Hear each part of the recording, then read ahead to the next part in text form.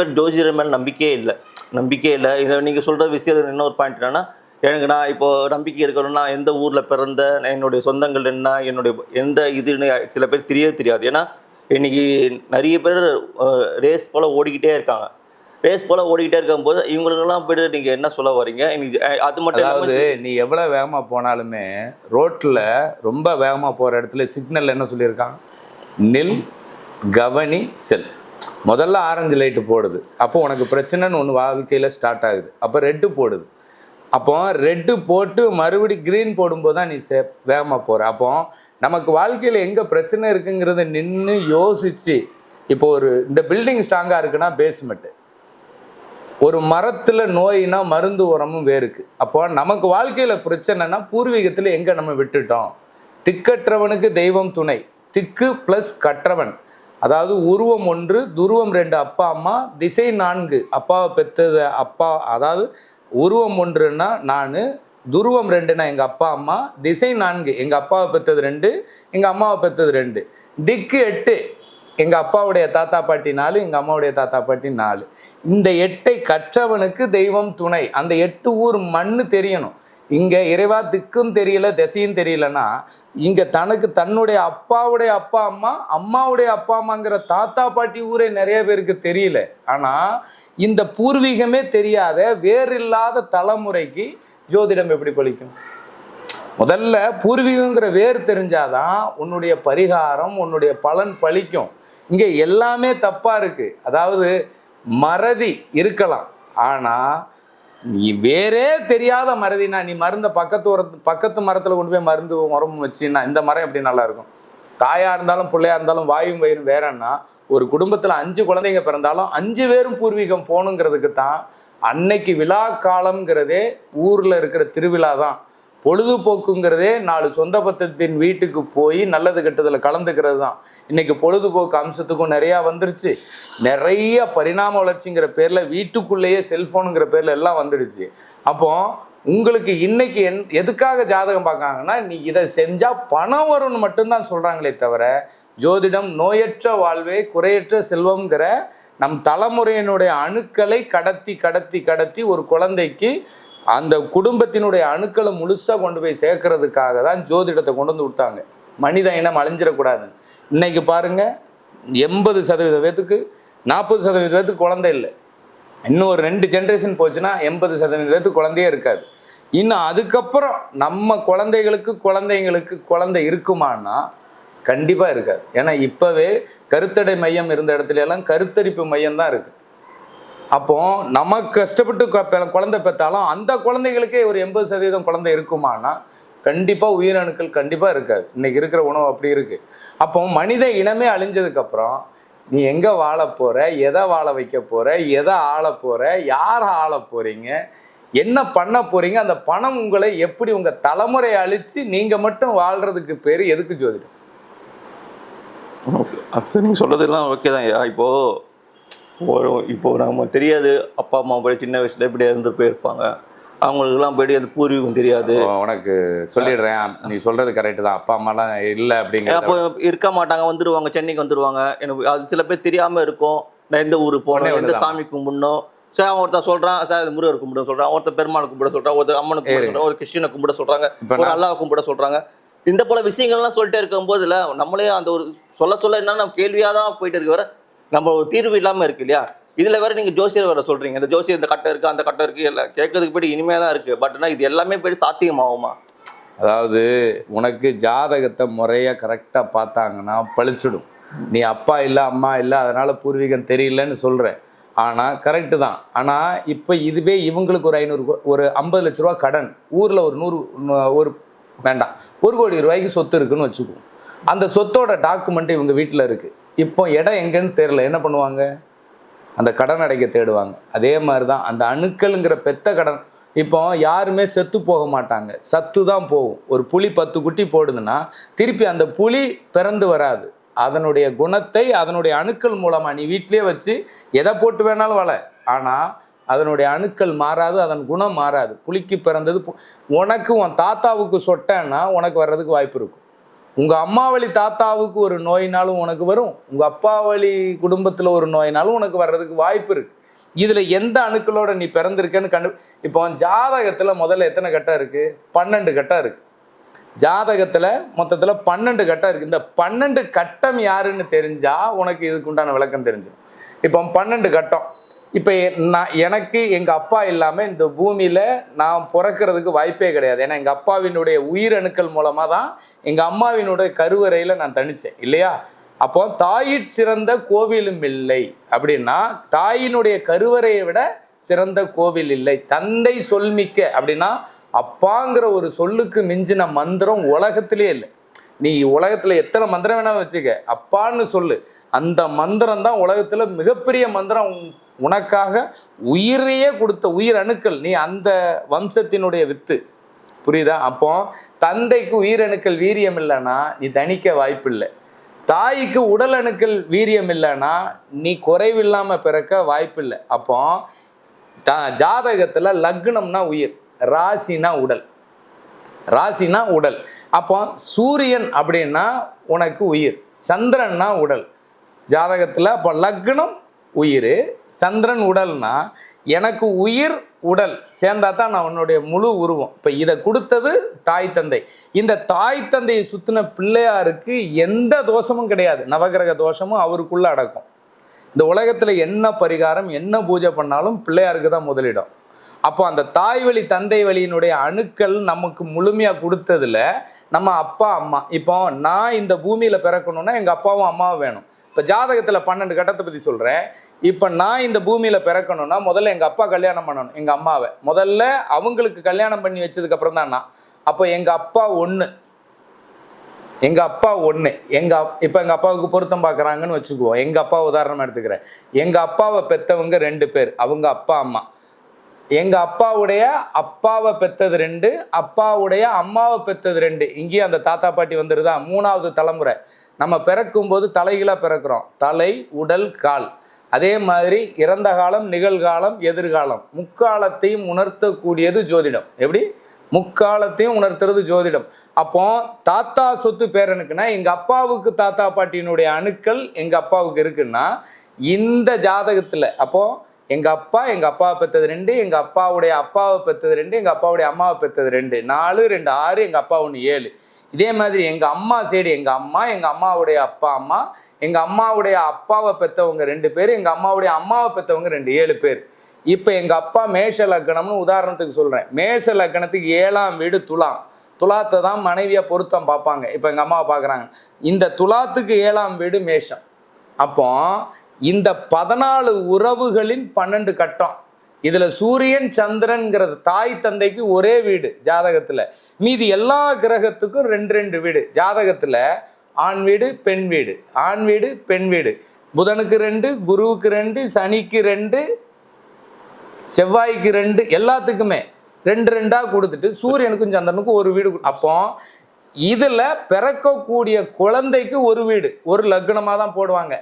4 குழந்தை பிறந்தாலும் ஒரே லக்னமாக போடுவான், 5 குழந்தை பிறந்தாலும் ஒரே லக்னமாக போடுவான். பார்த்துருக்கீங்களா? சரிங்க ஐயா, நீங்க சொல்றது எல்லாமே ரைட்டு தான். நான் என்ன சொல்றேன், இந்த உறவுகளினுடைய சக்கரம் இதுல இந்த குழந்தை பிறக்கும் போது எந்தெந்த அணுக்கள் நல்லா இருக்குங்கிறதுக்காக அந்த இயற்கை இப்போ இந்த பூமியில சூரியன் இல்லைன்னா ஒரு உயிர் உற்பத்தி ஆகிறதுக்கு வாய்ப்பு இல்லை, சந்திரன் இல்லைன்னா உடல் இல்லை. இதுல காக்கும் கடவுள் எம்பெருமாள் நாராயணன்னா பார்க்கடல். கடல் இல்லைன்னா வான் மேகம் இல்லை, வான் மேகம் இல்லைன்னா மழை இல்லை, மழை இல்லைன்னா இயற்கை இல்லை, இயற்கை இல்லைன்னா அதனுடைய பரிணாம வளர்ச்சியான நாம இல்லை. இது எல்லாத்துக்கும் காரணம் பஞ்சபூதம்ங்கிற அடிப்படை. சொல்றது சொல்லி முடிச்சிடுறேன். இந்த இயற்கையினுடைய அடிப்படையில தான் இந்த சுழற்சி மாதிரி தான் மனிதனுடைய இப்போ அப்பா மாதிரியே இருக்கான், தாத்தா மாதிரியே இருக்கான், பாட்டி மாதிரியே இருக்கான், அம்மா மாதிரியே இருக்கிறான் அப்படிம்பாங்க. இவங்களுடைய அணுக்கள் உனக்குள்ள இருக்கும். கடவுள் எப்படி? கடவுள் உனக்குள் அவனின்றி ஓர் அணுவும் அசையாது. அப்போ உன் அணுக்களா உள்ள இருக்கிறதே உன் முன்னோர்கள் தான்.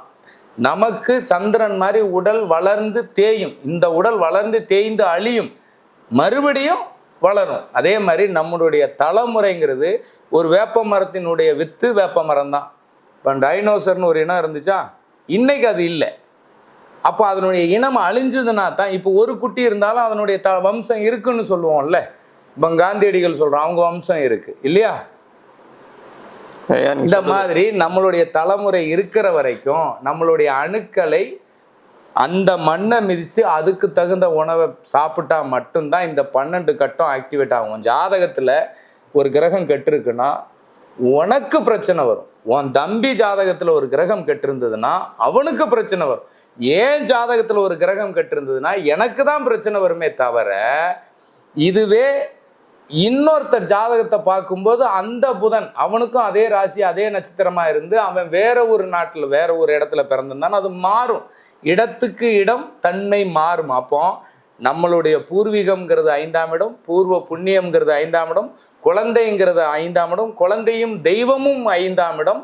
நம் முன்னோர்கள் உருவாக்கக்கூடிய அடுத்த தலைமுறை இருக்கிறதுலே மிகப்பெரிய செல்வம் குழந்தை செல்வம். அதனுடைய அணுக்களை இயக்கக்கூடியதுதான் நம்மளுது. அப்போ நோயற்ற வாழ்வே குறையற்ற செல்வம், இப்படி எல்லாமே 5ஆம் இடங்கிறது தான் குறிக்கும். 5ஆம் இடம் தான் வயிறு. அந்த வயிறுங்கிற இடத்த குலசாமியாவும் சொல்லிடுவாங்க. 10ஆம் இடம் கர்மஸ்தானம்ங்கிறதையும் வயிறு. அப்போ நீ இந்த 8 பேர் குடும்பத்தில் 10ஆம் இடங்கிறது வயிறுன்னு சொல்கிறேன்ல, அவங்க எந்த மாதிரி உணவுகளை உட்கொண்டாங்களோ, அவங்க உடம்புல என்னென்ன அணுக்களினுடைய தன்மை இருந்ததோ அந்த தன்மை நமக்குள்ள நல்லா இருக்கா கெட்டு போயிருக்கான்னு பார்த்து அதை சரி செய்து நம்ம வாழ்க்கையில் வரக்கூடிய கெட்டதையும் நல்லதா மாற்றி வாழ்க்கையில பிரச்சனையும் சரியாக்கி கொண்டு போறதுக்கு உருவாக்குன ஜோதிட அஸ்திரம் என்னும் சாஸ்திரம் இயற்கையின் குடும்பத்தினுடைய ஜோதிடம். நீங்க சொல்றது ஓகே, எல்லாமே ஓகே தான். நான் என்ன சொல்றேன், இப்போ நான் வெளிநாட்டில் வந்து போர் நடந்துச்சுப்பா. இப்போ அங்கேருந்து இப்படி என்ன நடந்துச்சு, அது சின்ன வயசுல நான் வந்துடுறேன். இப்போ இஸ்ரேலேருந்து வரேன், ஏதாவது மற்ற நாட்டிலேருந்து போய்ட்டு இந்தியாவுக்கு வந்துடுறேன் வச்சுக்கோங்க. இந்தியாவில் வரும்போது இந்த சாஸ்திரம் சம்பிரதாயம் இதெல்லாம் இருக்குது. அப்படி இருக்கும்போது நான் பூர்வீகம் பற்றியும் தெரியாது, அவன் எந்த விஷயமும் தெரியாது. அப்போனா நான் யாரை சுற்றுறது, பிள்ளையாரை சுற்றினா போதுமா? நான் ஒன்று சொல்லட்டா, திங்கிற உணவுக்கு தகுந்த மாதிரி தான் எண்ணம். இப்போ வெளிநாட்டிலேருந்து வேடந்தாங்கல் பறவை இங்கே வந்தாலோ, இங்கே இருந்து சீசனுக்கு அது அங்கே போனாலோ திருப்பி போயிடும், அதுவும் திருப்பி அங்கேயே போயிடும்.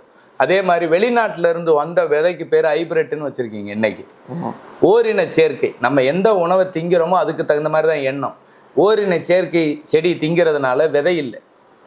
அதே மாதிரி கலர் கோழி குஞ்சு தான் நிறைய வச்சுருந்தாங்க, மளிகை கடையில் 4 மாத்திரை தான் இருந்தது. திங்கிற உணவுல இருந்து எல்லாமே உங்களுக்கு விதையில்லாத பொருளை திங்கிறதுனால குழந்தைங்க எப்படி ஆணுக்கு ஓரின சேர்க்கை செடியை சாப்பிட்றதுனால ஆணுக்கு ஆண் விரும்புறது, பெண்ணுக்கு பெண் விரும்புறது. புரியுதா உனக்கு? இந்த உணவினுடைய வெளிப்பாடு தான் எண்ணமாக இருக்கும். நம்மளுடைய எண்ணம் தான் செயலாகும். நீ ஒரு பொண்ணை என்னவா பார்ப்ப, நீ என்னவா பார்க்குறியோ அதுதான் உன்னுடைய எண்ணம், அதுவாக தான் உன்னுடைய செயல் அங்கே இருக்கும். நல்லது கெட்டதுங்கிறது உன்னுடைய செயல் தான் தீர்மானம் பண்ணும். நீ என்ன தொழில் பண்ணணும், நீ என்னவா ஆகணுங்கிறது உன்னுடைய எண்ணம். அந்த செயல் அப்போ ஒரு கிரகம் கெட்டுறதுக்குன்னா உன்னுடைய எண்ணத்தில் அது நல்லதாக வராது. இதை செஞ்சாதான் நல்லா இருக்குங்கிற ஒரு விஷயத்த செய்வேன், அங்கே தப்பாயிடும். அப்போ உணவே மருந்து. அப்போ எந்த கிரகம் கெட்டிருக்கோ அதுக்கு தகுந்த உணவு எடுத்துக்கணும். உனக்கு உதாரணத்துக்கு சொல்கிறேன், முதல் இரவுக்கு பாலும் பழமும் கொடுக்குறாங்களே எதுக்கு? First night. உங்கள் இதில் சொல்ல போனால் ஃபர்ஸ்ட் நைட்டுக்கு பாலும் பழம் ஏன் கொடுக்குறாங்க? எனர்ஜி. பாலில் புரோட்டீன் இருக்குது, பழத்தில் புரோட்டீன் இருக்குது, கால்சியம் இருக்குது, விட்டமின் இருக்குது, எல்லாமே இருக்குது. இன்னைக்கு நீ ஏதாவது ஒரு விசேஷம்னா பஃபே சிஸ்டம். ஆனால் அன்னைக்கு விசேஷ நாட்களில் தான் நல்ல உணவு. ஏன்னா சுற்றி இருக்கிற அத்தனை பேரும் 10 நாளைக்கு முன்னாடியே தங்கி அந்த கல்யாணத்தன்னைக்கு தான் விருந்து தடபுடலாக இருக்கும், நல்ல உணவுகளை சாப்பிட்ருப்பாங்க. 6 மணிக்கு மேலே விளக்கு வெளிச்சம் கிடையாது, 6 மணிக்கு முன்னாடியே சாப்பிட்டு முடிச்சிருவாங்க. அப்போ அந்த 6 மணிக்கு முன்னாடியே சூரிய உதயத்துக்கு அஸ்தமனத்துக்கு முன்னாடியே சாப்பிட்டு முடிச்சிடுறாங்க. சூரிய உதயத்துக்கு முன்னாடியே எந்திரிச்சிருவாங்க. அப்போ சூரியன் அஸ்தமனம் ஆகி அந்த நிழல் அதாவது வெளிச்சம் இருக்கும் போதே சாப்பிட்டு முடிச்சிருவாங்க. இப்படி சாப்பிட்டு முடிச்ச உடனே கணவன் மனைவி திருமணமானவங்களை எப்படியும் ஒரு தனி அறையில தான் தங்க வச்சிருப்பாங்க இல்லையா? அப்படி தனி அறையில தங்க வைக்கும்போது பாலும் பழமும் கொடுக்குறாங்கன்னா நம்ம சயின்ஸ் ரீதியா அன்னைக்கே இயற்கையை கணிச்சாங்கன்னு சொன்னேன், அவனுடைய அறிவு திறனால. அப்போ சயின்ஸ் ரீதியாக நம்ம உடம்புக்குள்ள கழிவுகளோ, இப்போ ஒரு உணவு சாப்பிட்டோம்னா அது கழிவாகிக்கிட்டே இருக்கும் இல்லையா? அப்போ நம்ம உடம்புக்குள்ள கழிவுகள் இருந்ததுன்னா கணவன் மனைவி அப்போ ஒன்று சேர்ந்தாங்கன்னா குழந்தை ஊனமாக பிறக்கிறதுக்கு 100% வாய்ப்புகள் உண்டு. அதே மாதிரி இரவு நேரங்களில் நம்மளுடைய அணுக்கள் எல்லாமே உறங்குற நேரம், நம்மளுடைய சில அணுக்கள் மட்டும்தான் இயங்கும். அப்போ எல்லாத்துக்கும் ஓய்வு கொடுக்கணும் அப்படின்னு சொல்லியிருப்பாங்க. நம்ம ராத்திரி நேரம் கண்ணு முழிச்சா பாடி ஹீட் ஆகிடும், ராத்திரி நேரம் நல்லா ஓய்வு கொடுங்க, ஒரு ராத்திரி தூங்கலைனாலே உங்களுக்கு நோய் வரும் அப்படின்னு சொல்லிடுவாங்க. இன்னைக்கு பணத்துக்காக ஐடி கம்பெனியில் வேலை செய்றீங்க, முடிச்சு அது வேற, வெறும் பணமே வாழ்க்கையாக மாறிடுச்சு. ஓகேவா? பணத்தை பார்த்தா பணமும் வாங்கி தொலைக்கணும்னா அன்னைக்கு அத்தனை பேருமே யார் மரணித்தாலும் கவலைப்படுறதில்ல. புரியுதா? அப்போ ஒரு குழந்தை ஒரு பாலும் பழமும் கொடுக்கும்போது நம்மளுடைய அணுக்கள் இயங்குற நேரம் காலையில் 4:30 to 6. சூரியன் உதிக்கிறதுக்கு கடல்ல இருக்கக்கூடிய நேரம் 4:30 to 6. சூரியன் எப்போ கடல் மேல்மட்டத்துக்கு வருதோ ஆக்சிஜன் உற்பத்தி ஆகிற இடம் கடல், ஹைட்ரஜன், கால்சியம், சோடியம்னு உற்பத்தி ஆகிற இடம் கடல். எண்ணற்ற நதிகள் மூலிகையோடு கலப்பது கடல். எந்த விஷத்தை கலந்தாலும் எதை கலந்தாலும் கெட்டு போகாதது கடல். எந்த நோய் வந்தாலும் கடல் மீனுக்கோ கடல் வாழ்வீனுக்கோ அவ்வளோ நோய் வராது. அவ்வளோ உப்பு இருந்தாலும், அவ்வளோ நதிகள் கலந்தாலும் உப்பின் அளவு குறையாது. செப்டி டேங்கு, சாக்கடை, நமக்கு கிருமி நாசினியாக இருந்து நோயிலிருந்து பாதுகாக்கிறது உப்பு. ஆனால் அந்த உப்பு சத்து கடலில் இருக்கிற எந்த உயிரினத்துக்கும் ஏறாது. ஆனால் செத்ததுக்கு அப்புறம் அதனுடைய கருவாடு கூட கெட்டு போகாது. அப்போ நம்ம உடம்புல இருக்கிற எல்லா அணுக்களும் இயங்குற நேரத்தில் அந்த 48 நாளைக்கு ஒருக்க அணுக்கள் உடஞ்சி உற்பத்தி ஆகுது. இந்த 8 ஊர் மண்ணை மிதித்து அந்த கடலில் குளித்தோன்னா நம்ம உடம்புல இருக்கிற எண்ணற்ற துகள்கள் வழியாக அத்தனை அணுக்களும் பரவி நம்ம அடுத்த 48 நாளில் உற்பத்தி ஆகிற அணுக்கள் இன்னும் நல்ல வீரியமாக இருக்கும். 144 அப்படின்னா 144ங்கிறது தடை உத்தரவு. 48 + 48 + 48 348. வருந்தும் விருந்தும் மருந்தும் விருந்தும் 3 நாள். இதை 348 எடுத்தோம்னா 144. எந்த ஒரு கெட்டதும் உன் உடம்புல அந்த அணுக்களுக்கு அண்டாது. இதை 4 மாதத்துக்கு ஒரு முறை இந்த 8 ஊர் மண்ணை மிச்சு கடலில் குளித்தாலே உனக்கு ஜாதகம் வேலை செய்ய ஆரம்பிச்சிடும். ஆனால் ஒரு குழந்தை பிறக்கணும்னு நான் சொல்ல வந்துடுறேன். பாலும் பழம் கொடுக்குறாங்கன்னா அந்த அணுக்கள் முழுசாக போய் சேரணுங்கிறதுக்காக காலையில் 4:30 to 6 அப்போ காலையிலேயே எந்திரிச்சு உடல் கழிவுகளை வெளியில் அகற்றணும். அதுக்கப்புறம் உடலை தூய்மைப்படுத்தணும். நம்ம அணுக்கள் ஒரு விதை போடணும்னாலே காலையில் 4:30 மணிக்கு போட்டுருவாங்க. சூரிய உதயம் நல்லா ஒரு 10 மணிக்கு முன்னாடியே போட்டு முடிச்சிருவாங்க. ஏன்னா நம்மளுடைய அணுக்கள் இயங்குற நேரம் காலையில் 4:30 to 6. ஒரு விதை விதைக்கிற நேரம். அதே மாதிரி அடுத்த தலைமுறைங்கிற விதையை விதைக்கிறதுக்கு ஒரு ஆணின் அணுவும் பெண்ணினுடைய உடல் அணுவும் ஒன்றாய் சேர்ந்து அடுத்த தலைமுறைங்கிற விதையை விதைக்கிறதுக்கு 4:30 to 6ங்கிறது தான் பிரம்ம முகூர்த்தம். நீ பிரம்மா பிரம்மா பிரம்மான்னு சொல்லிக்கிட்டே இருந்தீங்கன்னா அம்மான்னு வந்து முடிஞ்சிடும். அப்போ அந்த பிரம்ம முகூர்த்தம் உன்னை அம்மாவாக மாற்றும். எப்படி? கருவே பிள்ளை. இந்த கருவேப்பிலை இருக்குல்ல, எல்லா சமையலையும் கடைசியாக வரும். அந்த கருவேப்பிலை உருவி, நாட்டு கருவேப்பிலை உருவி பச்சை தண்ணி சுடுதண்ணி ஒரு டம்ளர் குடித்தாலே கருவறையில் இருக்கிற அத்தனையும் கிளீன் பண்ணிடும். ஆனால் சமைக்கும்போது கடைசியாக வரும், சாப்பிடும்போது முதல்ல குப்பைக்கு போயிடும். அப்படி தான் இன்றைக்கி இருக்கிற நல்லதும். அப்போ இறைவனை பள்ளி அறையில் வைப்பாங்க தெரியுமா? அதுவே ராத்திரி விட்டுட்டு காலையில் எந்திரிச்சு அவரை குளிப்பாட்டி கருவறையில் இறைவனை ஒன்று சேர்த்து எப்படி பள்ளி அறையில் வச்சுட்டு 6 மணிக்கு மேலே குளிப்பாட்டி மறுபடியும் அலங்காரம் பண்ணி பூஜைக்கு வைக்கிறது முறை. இறைவனையே பிரம்ம முகூர்த்தத்தில் ஒன்று சேர்க்காத நம்மளுடைய இனம் நமக்கு சாந்தி முகூர்த்தத்தை நைட்டு 12 மணிக்குள்ளே தான் குறித்து கொடுப்பாங்க. அப்படி 12 மணிக்குள்ளே குறித்து கொடுக்கும்போது முழுமையான அணுக்களும் போய் சேராது. அப்படி இருக்கிறதுனால தான் இன்னைக்கு இவ்வளவு குழந்தைகள் நிறைய விஷயங்களை அவர்கள் அதாவது பெற்றவங்க செஞ்ச பாவமும் புண்ணியம் பிள்ளையை சேரும்னா யாரும் தெரிஞ்சு பண்ணியிருக்க மாட்டாங்க. அறியாமையால் செய்த தவறு, அறியாமையால் செய்த பிழை தன் பிள்ளைகளையும் தன் சந்ததியையும் பாதிச்சிருது இல்லை. அப்போ தீதும் நன்றும் பிறர் தர வாரா. நல்லது கெட்டதுங்கிறது அடுத்தவங்களால நமக்கு வராது. நாம எதை மறந்துட்டோமோ அதான் நில் கவனி செல். இங்க எந்த ஒரு விஷயத்தையும் நின்று நிதானமா கவனிச்சு செஞ்சோம்னா வாழ்க்கையில துன்பமோ பிரச்சனையோ எது வந்தாலும் சரி செய்ய முடியும்.